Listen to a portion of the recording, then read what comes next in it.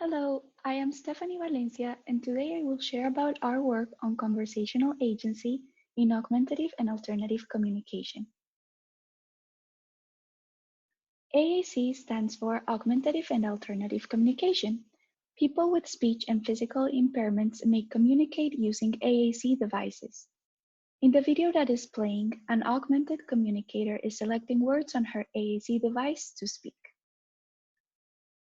In the second video, the augmented communicator is typing an answer to an interview question. While she types her answer, her dad answers the question on her behalf. By the time she has finished typing, the conversation has already moved on. Because augmented communicators have to first type before speaking, it is often challenging to have enough time to say what they want to say in the right moment in conversation. In this instance, this AC was able to speak her thoughts, but in many cases, ACs or augmented communicators do not get a chance to speak.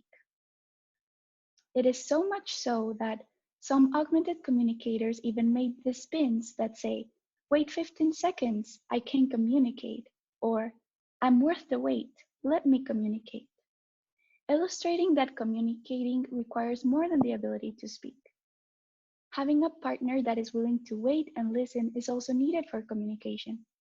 Partners can impact the way people advance their goals in conversation, something we call conversational agency.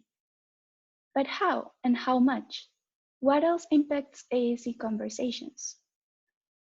In this work, we study conversational agency in AAC, how people advance their goals in conversations under social and AAC constraints.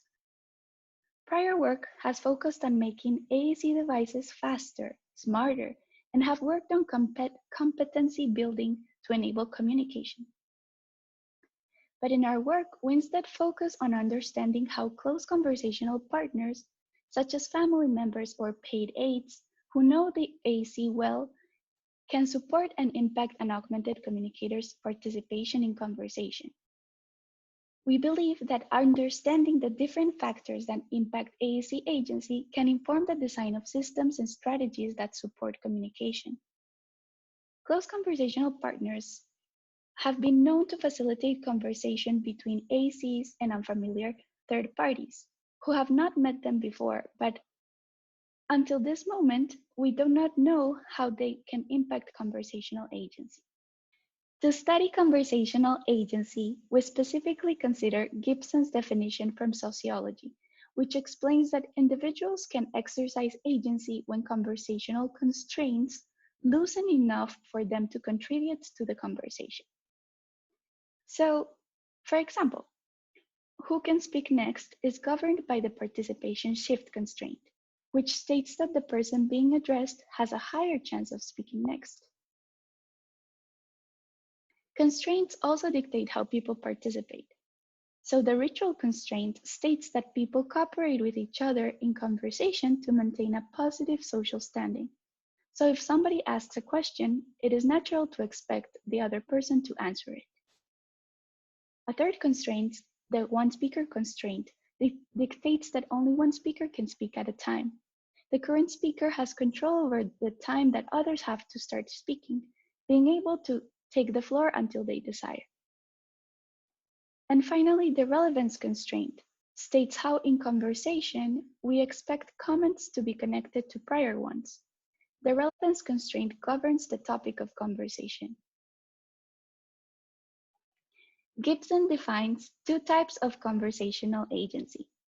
Technical agency, which is expressed by participating in conversation and contributing as desired, and colloquial agency, which is when this participation leads to achieving a goal. You cannot have colloquial agency without technical agency. Conversational constraints apply to all types of conversations. In our work, we consider additional constraints that impact AAC conversations specifically, such as the relationship between the augmented communicator and their speaking partner, the device being used and its characteristics, and finally, the task at hand. In studying how conversational agency in AAC is impacted under these constraints, we address the following research questions. Research question 1. How do conversational device, task, and relationship constraints impact close conversational partners' participation? Research question 2. And how does this close conversational partner participation impact an augmented communicator's agency? And furthermore, when does technical agency, when augmented communicators are able to participate, translate to colloquial agency, effectively advancing their goals? We investigate these questions with a study examining different conversational tasks to control for different types of constraints. An interview task in which the experimenter asked questions to the augmented communicator with their partner present, a wayfinding activity with 2 conditions, and finally, a collaborative craft task. Please see our paper for more details on how these tasks were structured and designed. Our participants included 4 augmented communicators and their corresponding CCPs or close conversational partners. All participants completed all tasks. Augmented communicator participants had a variety of input modes. Half had their device set to phrase voice output, and the other half used their device with an utterance voice output. Let me show you what that means. The following is an example of how an utterance level voice output is like. In this case, a partner can hear the utterances as the AC is typing. C H I want to go to the beach. In contrast, the phrase level voice output does not provide any feedback while a user types. Here is an example. The office. You know, you can watch what they select and what they change to fix it. That's nice. Yes. To read it. Do you currently experience? Oh, let me know. Oh, sorry. Some people do everything on here. We use quantitative video coding analysis to develop both overall and task-specific metrics for technical agency, colloquial agency, and participation to address our research questions. For our annotations, we consider the amount of conversational contributions made by close conversational partners and the augmented communicators, and identify them as participation events. Participation events included any speaking, typing, or gesturing. After that, we labeled each participation event with specific communicative function types, such as confirming information, disagreeing, or suggesting an idea. More information on our labels can be found in the paper. Finally, we also examined the resulting artifacts of the map and craft task to evaluate how participating or expressing technical agency impacted the resulting map or craft to measure colloquial agency. For the purpose of this talk, I will give an overview of the findings for each research question. I encourage you to look at our paper to find more detailed findings. For research question 1, I will share our results regarding how conversational constraints impacted close conversation partner participation. We found that addressing an augmented communicator directly, like in the interview task, reduced the participation of their close conversational partners. Rituals such as double-checking an answer with the augmented communicator and asking them if they wanted support increased their participation.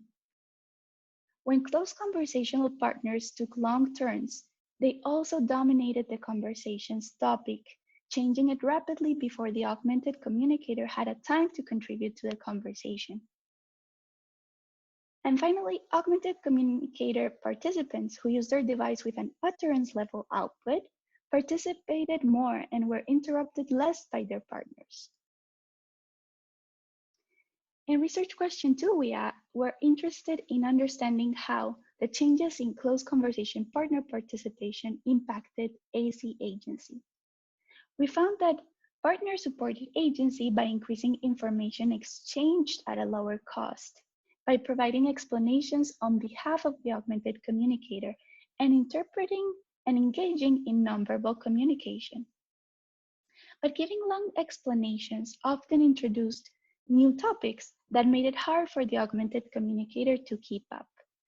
This sometimes made the augmented communicators delete their messages or contribute off-topic comments that needed to be contextualized. When the close conversational partners guessed or anticipated the augmented communicator's thoughts, that introduced incomplete and sometimes incorrect information that needed to be repaired and also limited the augmented communicator contributions to short answers such as yes or no. Our third research question looked at how participating impacted advancing goals. For the craft task, we found that all of the ideas proposed by augmented communicators appeared on the final crafts. The translation from participating or technical agency to goal realization, colloquial agency, was contingent upon cooperation with close conversational partners and made possible through interdependent effort, such as having the close conversational partner carry out the ideas suggested by the augmented communicator.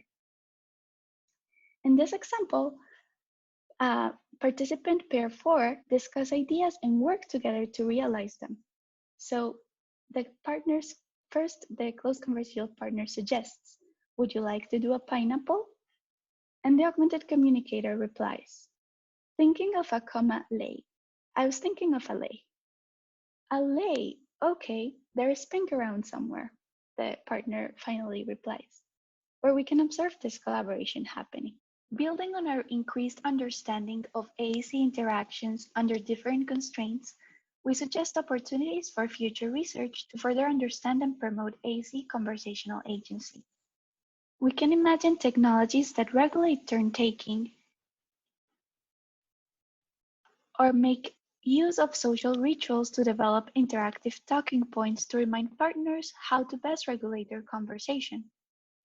We can also further develop ways to support augmented communicators in holding the floor as they're working on their messages, and develop tools to facilitate the retrieval of a specific topic or comment so that augmented communicators can address a topic even if the conversation has moved on. To conclude, our research confirms conversational agency as a useful frame to consider social interactions of augmented communicators in conversation. Enabling equal control over conversational constraints may lead to more equal participation in conversation. I want to thank our participants in this research as well as my co-authors. Thank you very much.